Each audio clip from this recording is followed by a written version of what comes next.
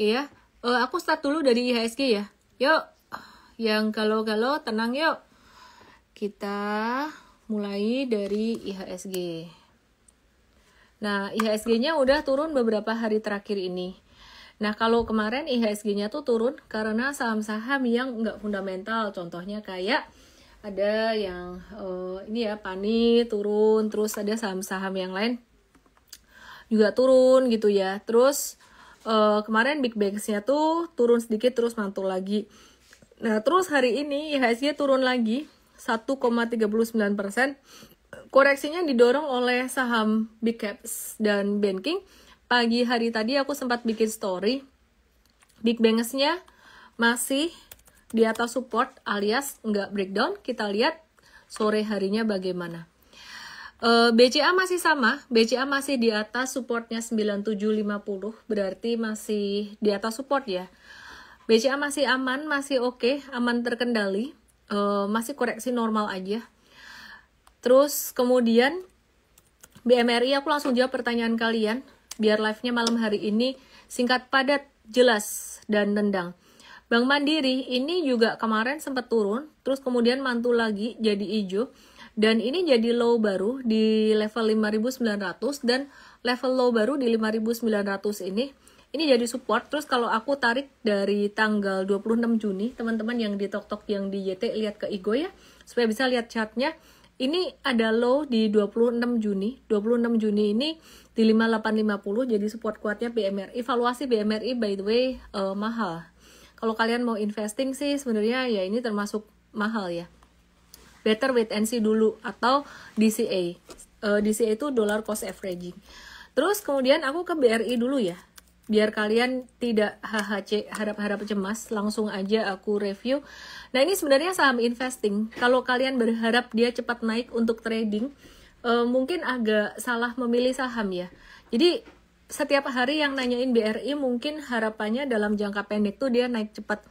Jadi BRI hari ini sama 1 hari, 2 hari kemarin itu gerakannya juga harganya nggak jauh beda, nggak jauh kemana-mana. Bahkan di 2 Desember kemarin juga angkanya juga sama kayak hari inilah kurang lebih. Terendahnya di 2 Desember tuh 4160, hari ini terendahnya 4150. Ya, jadi sebenarnya BBRI ini masih di angka yang kurang lebih sama dengan awal Desember kemarin. Terus ini ada satu garis bottomnya tuh di 4100 supportnya. Ini adalah angka terendah di Juni 2024 kemarin.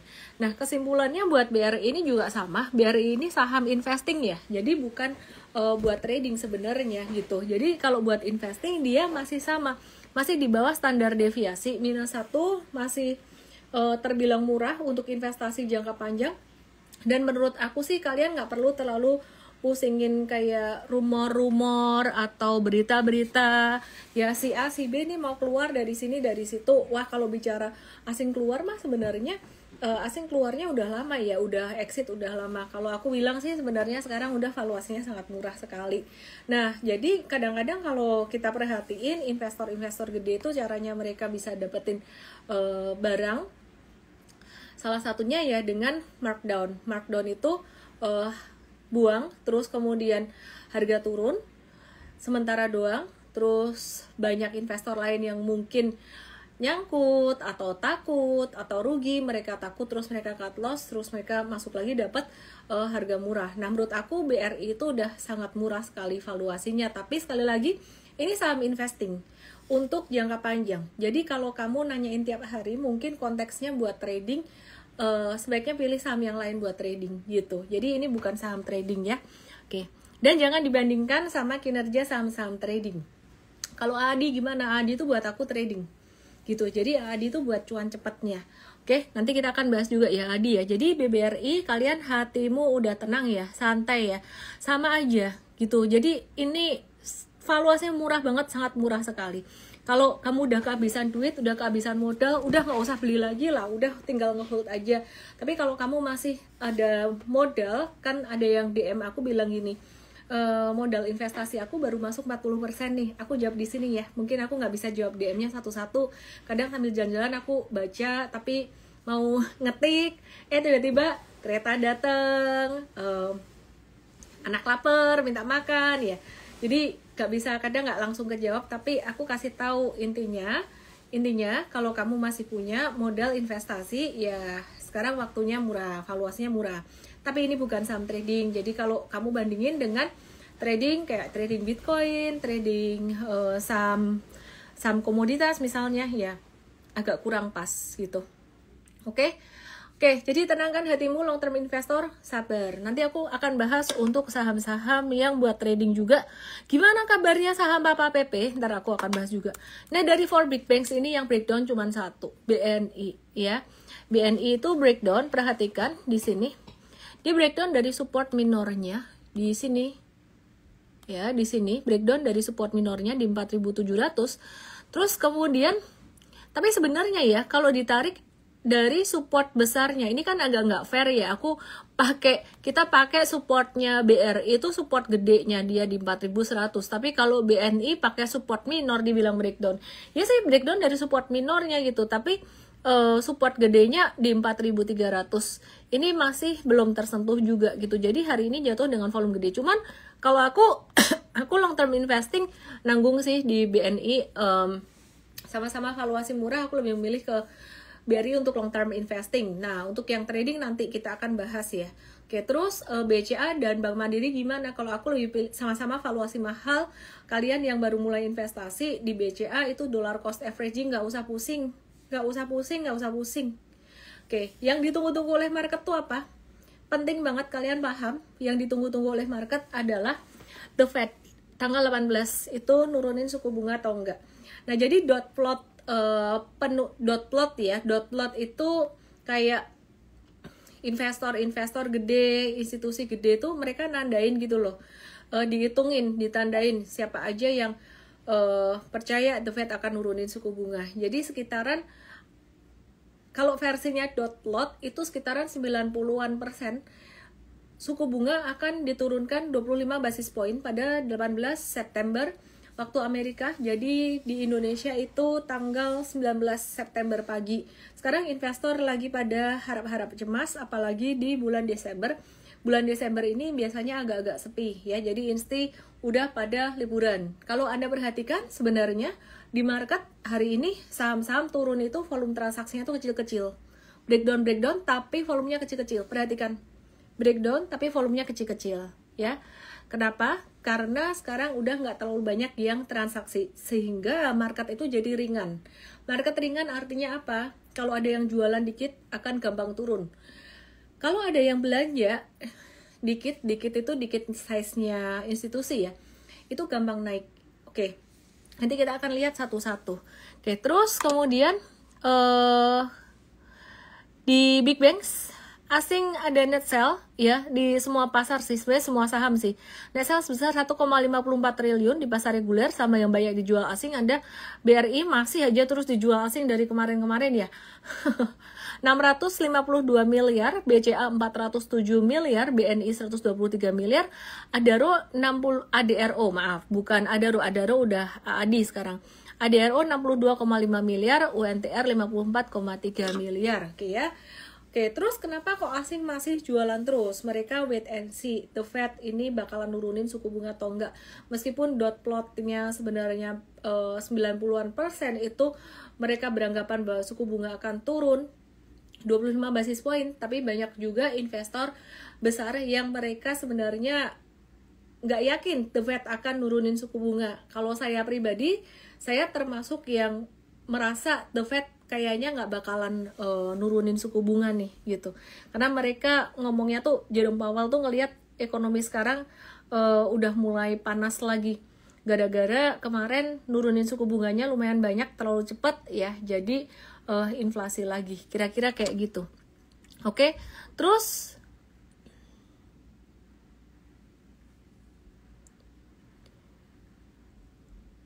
kita lihat data US PMI, Global Manufacturing PMI, ini lebih rendah dari konsensus, dari 49,7 jadi 48,3, padahal konsensus itu cuman melihatnya di angka 49,4 aja.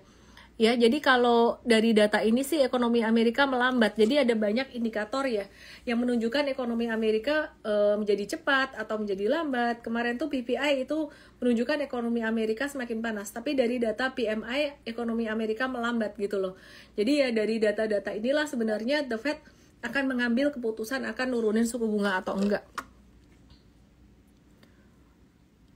Oke, aku langsung aja ke saham-saham yang kalian tanyain ya. Pastinya banyak saham yang kalian tanyain. Nah, ini Adi jadi nomor 2 trending. Oke ya, aku akan langsung ke beberapa saham. Aku nggak langsung ke Adi, tapi mengikuti mood aku kemana. Aku bahas dulu deh Pewon. Oke ya, Pewon bagaimana kabarnya Pewon ini? Nah, jadi kalau diperhatiin tadi, ini aku gambar satu garis lagi. Pewon kayak breakdown dari support kecilnya di 402 di sini. Ya di sini ada support gede, ini ada support kecilnya di 402, tapi volume transaksinya sebenarnya kecil. Ini aku bilang tadi investor tuh lagi wait and see, The Fed akan nurunin suku bunga atau enggak ya. Tolong teman-teman yang ada di TokTok yang di YT ke Igoy aja supaya kalian bisa lihat chartnya. Ya, terus kemudian selain Pewon, jadi kita masih wait and see dulu ya. Nah ini sebenarnya patternnya tuh tadi kita antisipasi ada pattern double bottom gitu. Tapi dia breakdown, jadi wait and see dulu aja teman-teman yang belum masuk. Cuman kalau yang udah masuk juga kita juga wait and see, nggak langsung jual gitu. Kenapa? Karena jatuh volume kecil. Kita akan lihat besok ya, besok atau lusa ada pantulan atau enggak. Nah kalau jangan-jangan The Fed beneran nurunin suku bunga, bisa naik dia. Oke ya, terus kemudian kalau turun gimana? Ya batasi resiko. Kita akan kasih tahu di M-Trade. Kemudian kita akan move ke ASII. Tadi ada yang nanyain ASII soalnya di awal-awal. Terus teman-teman perhatikan, wah ASII turun nih. Sebenarnya kalau diperhatikan dari chartnya, teman-teman lihat ke Igoy, diperhatikan dari chartnya ASII ini turunnya normal gitu. Jadi dalam masa sideways-nya dia gitu ya. Jadi nggak normalnya kapan? Kalau jatuh di bawah 4890 nih supportnya dia. Jadi selama di atas 4890 ini sebenarnya masih oke, masih normal.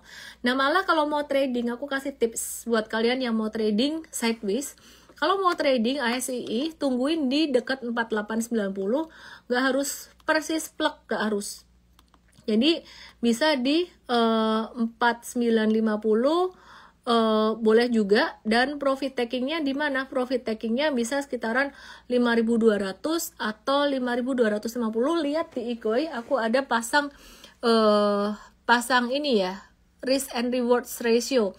Nah kalau stop lossnya di 4850, terus misal nih belinya 4950, profit taking 5250, itu risk to reward ratio-nya tuh sekitaran 2,5. Itu artinya masih oke. Kalau buat swing trading masih bisa. Jadi nggak harus mentok sampai di atas resistance sideways-nya dia di level 5250 sampai 5300. Segampang itu? Iya segampang itu sih. Cuman kadang orang kan nggak sabaran. Kalau trading selalu maunya setiap hari tuh cari saham yang cepat naiknya, cepat harus kayak gitu. Padahal sebenarnya saham apapun, kalau kamu setia mengikuti siklusnya dia, itu bisa banget ditradingin ya. Tapi kan kadang-kadang saham misalnya kayak tadi Pewon lagi downtrend, kita boleh dong move ke saham yang lain, boleh sih. Tapi maksud aku tuh sebenarnya kalau kamu sabar, saham itu entah Pewon entah apa, kamu ngikutin siklusnya tuh bisa banget. Justru sekarang Pewon misalkan lagi di bawah gini ya, kita tungguin reversal, tanda reversalnya. Nah menurut aku ASI ini justru malah gampang banget ditradingin karena patternnya ini kelihatan. Jadi tetap harus ada stop loss. Meskipun dia berkali-kali ketahan di 4850 sampai 49, ini bukan berarti dia nggak bisa breakdown juga sih, tetap bisa breakdown gitu loh. Nah, kasih toleransi, misalkan stop loss-nya di 4850, kenapa? Supaya nggak gampang turun terus kemudian mantul lagi. Ini perhatiin di 11 November dia sempat turun sampai 4850. Jadi kalau misalkan kamu mau turunin dikit pun masih nggak apa-apa, masih bisa. Misalkan 4830 nih risk to reward ratio-nya masih 2,2. Pattern yang kayak gini tuh gampang banget di tradingin. Dulu aku nggak mau trading saat sideways, tapi ternyata trading sideways tuh kalau kita benar-benar dapat di supportnya, ya asik sih sebenarnya. Cuman butuh waktu nunggu ya. Kadang-kadang kayak misalkan nih di tanggal 21 Oktober, ini 2 hari langsung tercapai, langsung profit taking. Dapat berapa tuh? Sekitaran 6-8% ada. Tapi ada kalanya harus nunggu juga gitu. Ada butuh beberapa hari harus nunggu. Kira-kira kayak gitu sih. Nah, jadi daripada scalping saham-saham gorengan, sebenarnya saham-saham kayak gini kalau kamu sabar masih bisa dapat cuannya. Tapi ada yang bilang saham gorengan kan sekali naik ARA tuh, Miss, 20-24%. Ya, tapi sekali turun juga ARB sayang gitu loh. Jadi sekali naik langsung kenceng ARA, sekali turun juga ARB gitu. Jadi ya terserah aja sih, itu pilihan ya, hidup itu pilihan. Oke, yang di TokTok yang di Igoy langsung aja ke yang di TokTok yang di YT langsung aja ke Igoy untuk bisa lihat chartnya. Oke ya, terus kemudian aku mau bahas saham yang nanya BRI udah aku bahas di awal, BNI udah aku bahas di awal. Kalau kalian mindsetnya investing itu sebenarnya nggak jauh beda. Kecuali kalian mindsetnya trading di situ ya agak kurang pas ya. Oke, yuk kita bahas AADI yuk. AADI, Adaro. Sekarang kalau ngomong Adaro tuh AADI ya? Mix up, aku ngetiknya Adaro lagi. AADI, Adaro Andalan Indonesia, TBK.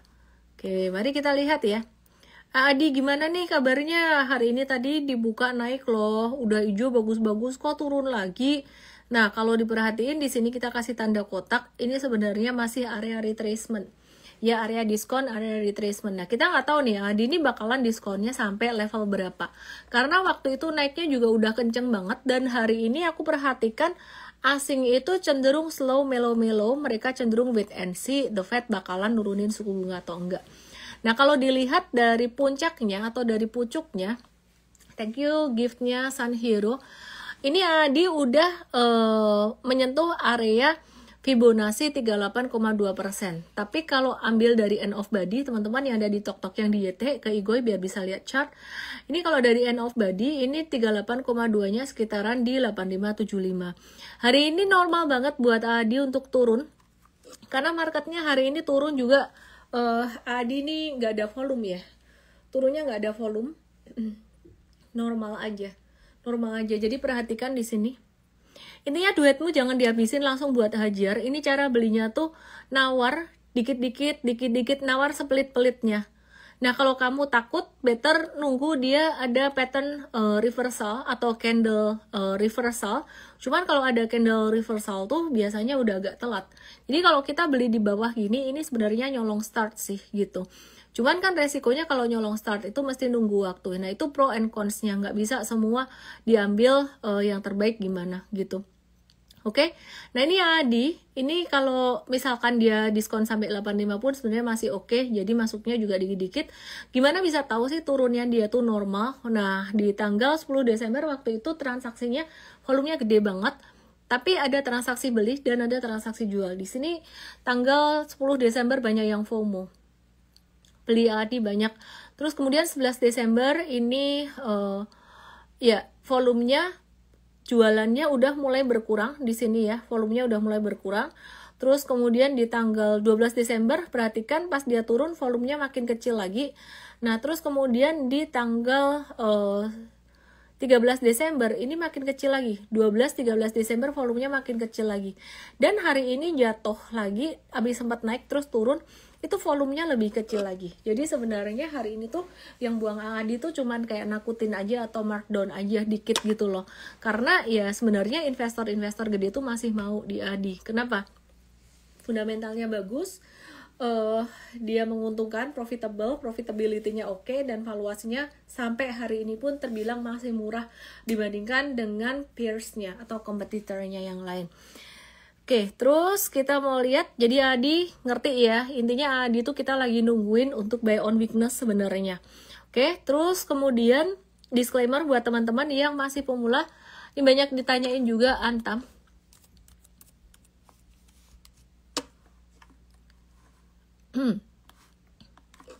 Kecoret. Oke. Sebenarnya ini juga sama, kayak saham-saham yang lain, ini turun, gak ada volume, sebenarnya volumenya kecil sih. Sama kemarin gedean hari ini, tapi volumenya kecil. Aku bisa simpulkan hari ini tuh investor semuanya kayak cari aman, mengantisipasi the Fed, yang kemungkinan nggak akan nurunin suku bunga. Dan hari ini jatuhnya tuh volumenya kecil aja, tapi bisa bikin candlenya turun lumayan. Kenapa? Karena perdagangan di bursa udah nggak rame ya. Jadi di akhir tahun ini kayaknya udah mulai banyak yang off juga, banyak yang liburan. Jadi udah nggak terlalu rame. Paling yang rame hari ini saham Big Banks aja gitu. Oke, terus kemudian Antam di sini ada retracement di area 1495. Kalau mau beli sebaiknya tunggu pantulan ya. Ini juga turunnya volumenya kecil-kecil aja sih. Jadi watch untuk buy on weakness, tapi nunggu pantulan, jangan pas candlenya kayak gini. Tunggu muncul satu candle hijau. Dan ini bagus buat trading jangka pendek atau trading cepat gitu. Jadi pantulan itu kayak gini, kayak 18 November ada candle kecil kayak gini. Ya ini tanda pantulan. Jadi kalian yang ada di Tok di YT bisa lihat di sini ya. Terus tanda pantulan lagi contohnya kayak di 29 November ini ada candle kecil. Kayak gitu. Candle kecilnya boleh hijau, boleh merah. Itu tanda dia mau mantul. Atau pas belinya di candle itu juga nggak apa-apa. Oke, terus disclaimer buat yang belum pengalaman dengan belajar sistem trading, teman-teman belajar dulu ya di M-Trade Start atau di MVest Start. Kalau MVest Start untuk investasi, DM aku aja mau belajar investing atau belajar trading. MVest Start atau M-Trade Start. Oke, aku ke saham commodity metals ya. Jadi Inco di sini juga ada koreksi retracement. Aku ngelihat Inco ini setelah dia reverse dari pattern V-nya, masih ingat beberapa hari kemarin aku sempat ada bahas beberapa pattern V, termasuk ada Inco di sini. Dia breakout dari pattern V-nya pada tanggal 10 Desember, naik breakout dan jangka pendek kita udah ada note, lewat note aja tapi ya profit taking. Waktu itu yang cuan boleh profit taking, yang belum hold dulu gitu. Oke, terus kemudian 2 hari terakhir jatuhnya tuh volumenya tiny banget, kecil banget, perhatiin di sini. Nah biasa kalau jatuh dengan volume kecil kayak gini tuh biasanya tuh markdown. Markdown tuh apa sih? Markdown itu artinya turun buat nakutin aja, kira-kira kayak gitu ya. Bentar.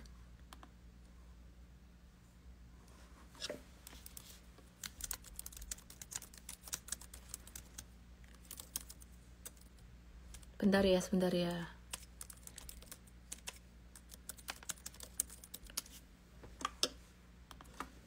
Dia ngajak. Oke. Thank you Korean drama, thank you giftnya.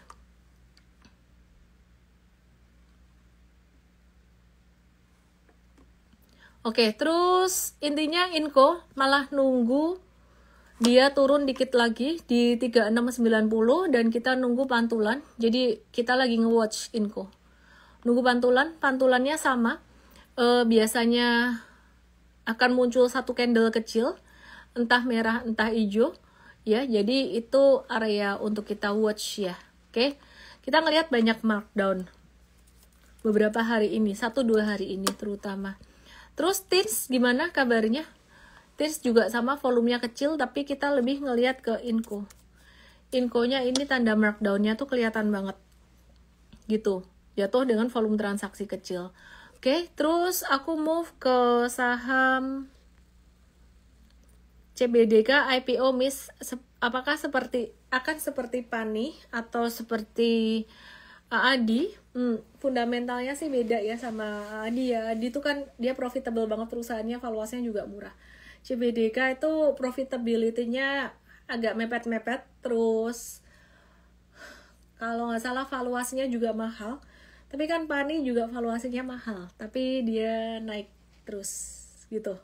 Jadi kalau ditanya apakah emiten Koaguan ini bakalan arah, kemungkinan besar sih iya. Tapi aku nggak mau spekulatif sih. M-Trade nggak masuk saham IPO karena M-Trade itu kan sistem tradingnya pakai chart, jadi kita nunggu chartnya tuh terbentuk gitu loh. Kalau kamu mau spekulatif buy, ini tips sendal aja ya, atau jangan banyak-banyak jual biasanya di hari pertama atau kedua IPO buat manfaatin auto reject atasnya, biasanya kayak gitu. Nah kalau misalkan mau ngehold lamaan, oh jangan-jangan nanti bisa naik kayak ADI atau bisa naik kayak PANI. Intinya boleh sih, yang penting nominalnya sesiapnya kamu kalau sampai terjadi ARB. Jadi yang kamu pikirin adalah masuk ke situ sesiapnya kamu kalau misalkan dia turun. Jangan kalau misalkan dia naik. Apa yang bikin orang hancur, gagal berinvestasi adalah karena gak pakai ini. Pakainya nafsu doang. Maaf ya, gak pakai otak. Pakainya nafsu, ego, perasaan. Gak pakai neokortex, tapi pakai otak. Limbik, otak reptilnya. Otak monyet itu apa sih? Otak monyet itu kan otak ini ya, yang mengejar kesenangan.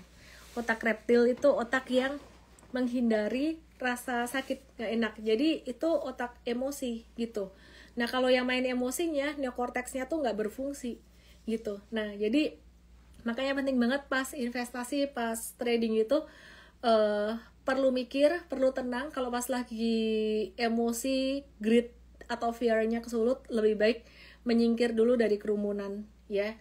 Jadi terutama biasanya trader investor yang ekstrovert, suka ngumpul, suka dengerin sana sini. Penting banget buat mundur dulu ya. Kenapa? Karena bahaya kalau misalkan cuman mikirin cuannya aja. Masuk banyakan, misalnya ya sama apalah CBDK atau apa. Berharapnya auto reject atas kan punya koaguan. Oh iya sih, kemungkinan besar bisa begitu. Tapi kalau enggak gimana? Aku terinspirasi banget, aku sebut aja nama beliau karena ini hal yang baik ya. Jadi saya sempat ngobrol dengan bosnya Akra, Pak Haryanto. Setiap kali ketemu dengan orang yang menurut saya berhasil, sangat berhasil dan bijaksana, beliau tuh bijaksana, saya nanyain, Pak, kasih dong tips buat saya. Dan kebetulan waktu itu ada suami juga, kasih tips buat kami dong gitu, saran-saran. Oke, beliau cuma ngomong satu hal paling penting. Kalau kamu berbisnis, kamu berinvestasi, kamu melakukan apapun, kamu harus tahu exit plan-nya sebelum melakukan itu. Oh, maksudnya exit plan apa? Yang lu pikirin tuh harus resikonya dulu Len, gitu. Hah? Kenapa begitu Pak? Karena beliau pernah melewati tahun 98 dan 2008 yang sangat luar biasa sekali. 98 itu sangat challenging banget. Karena apa? Beliau bilang gak ada persiapan. Kalau kita misalkan udah prepare dari sebelum-sebelumnya, pastinya gak kayak gitu. Nah, sejak saat itu Akra terus berkembang dan tipsnya satu itu doang. Kamu harus sedia exit plan-nya sebelum kamu melakukan. Jadi jangan pakai nafsu doang. Oke ya? Nangkep ya? Oke, makin pinter investasinya, makin sustainable, bukan cuma makin cuan aja. Cuan kalau habis itu rugi ya percuma. Inco Antam sudah dibahas, CBDK sudah dibahas, TLKM, BRMS, PTBA. TLKM. Ya. Ini sebenarnya candle reversal. Cuman harus ada support yang nahan juga. Kalau ada candle reversal, candle kecil kayak gini, tapi nggak ada support yang nahan, dia bisa lanjut turun. Ya, volumenya juga nggak besar. Kayak markdown doang. Oke, terus kemudian selain TLKM, wait and see dulu ya. TLKM-nya jangan langsung masuk ya. Terus selain TLKM, Antam, udah tadi BRMS, PTBA, BRMS breakdown, wait and see, jangan masuk dulu. PTBA, jangan masuk dulu, wait and see dulu ya. Oke, aku mau kasih kesimpulan buat kalian semua. Aku nyalain komennya di Igoy, bentar lagi aku nyalain komennya. Aku mau kasih kesimpulan, 2 hari ini adalah hari wait and see.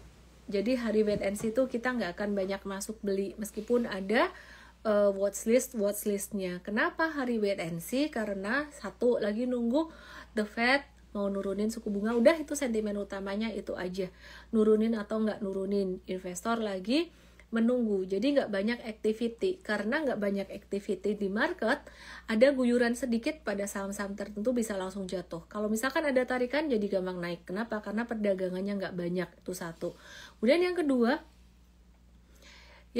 teman-teman, belajar bedain mana yang buat long term investing, mana yang buat trading ya. Jadi kalau yang buat long term investing kayak saham-saham big banks, kalau aku perhatikan hari ini turunnya ya masih oke-oke aja, fundamentalnya juga masih oke, nggak jauh banyak berbeda dengan beberapa hari kemarin. Valuasinya juga masih oke ya. Jadi kalau ada yang khawatir nanti kalau insti ini keluar gimana, itu keluar gimana, pakailah kacamata investor, jangan kacamata trader. Ya artinya semakin murah semakin bagus. Ya aku nggak di BNI kebetulan, karena biar nggak kebanyakan saham juga. Tapi kalau kamu dikasih diskon BCA, BMRI ya itu bagus banget. BRI sih udah murah banget sebenarnya gitu. Asing kok masih keluar? Ya nggak tau lah. Kita tunggu aja. Biasanya kalau udah di bawah standar deviasi minus 1 atau di bawah 4.600 itu udah murah gitu ya. Oke, terus jangan pakai kacamata trader di sini. Kemudian yang ketiga, untuk trader nggak usah terlalu khawatir. 2 hari ini market untuk saham-saham selain for big banks itu tadi, itu turunnya dengan volume transaksi yang kecil ya, kayak yang aku bilang tadi. Jadi wait and see aja dulu. Kalau kamu galau, tunggu tanggal 19. Tanggal 19 tuh udah penentuan. Tapi problemnya kalau tanggal 19 seandainya The Fed beneran nurunin suku bunga, itu berarti naik. Naik juga jangan, kalau misalkan langsung naik kencang jangan dikejar juga. Oke ya. Intinya nyantai aja, chill aja. Terus AAD sekarang ini lagi kita tunggu koreksi demi koreksinya. Nyicil aja, dapat dikit-dikit, makin diskon, makin beli dikit-dikit. Udah, terus duitmu udah yang dialokasiin buat AAD udah kebeli semua, biarin, diemin ya. Jadi jangan semua masuk AAD juga ya. Maksimal kalau pemula ya maksimal 10% aja lah dari total portfolio. Pokoknya nyoba-nyoba, ngicip-ngicip dulu, belajar. Oke ya, terus biarin. Kenapa? Karena investor gede masih mau ngelirik ini. Jadi dia jatuh dengan volume transaksi yang semakin kecil. Yang paling penting ketika kamu belajar investasi dan belajar trading adalah pakai ini. Jangan cuma pakai ini aja. Ini apa ini? Kuping. Dengar sana sini, beli ini. Misalkan, oh ini mau naik tinggi. Ya, yang ini rajanya nih, ini bakalan, bukan saham raja. Bakalan jadi naik kencang nih. Careful sih dengan kayak gitu. Aku ketika sharing saham, mengedukasi, aku berusaha untuk seobjektif mungkin. Jadi kalau aku udah mulai sharing agak berlebihan pada satu saham, aku akan mulai agak-agak ngerem gitu. Jadi ketika dulu kita beli pani kayak gitu-gitu, aku juga nggak terlalu banyak ngoceh di sosmed. Kenapa? Ya buat ngejaga ekspektasi aja. Semoga yang saya bagikan bisa bermanfaat buat semuanya. Aku nyalain komennya, udah tenang hatimu? Bosan Adi terus yang dibahas, nanti ditanyain. Karena banyak yang nanya. Aku udah bahas banyak saham juga ya. Intinya ya kayak gitu tadi deh. Oke. Komennya ketutup, banyak yang started following me. Baca feed post aku ya. Oke deh, thank you semuanya. USD-nya menguat, rupiahnya melemah. Jadi marketnya agak koreksi normal ya terkait suku bunga The Fed itu tadi sih. Oke, USD, IDR, bonus tambahin ini ya. Sama gold. Ini loh. Ini angka sakralnya ketembus USD-nya. Ya rupiahnya melemah. Jadi ini juga yang bikin IHSG-nya terkoreksi. Intinya keputusannya nanti ya. Di The Fed turunin suku bunga atau enggak. Terus kemudian gold.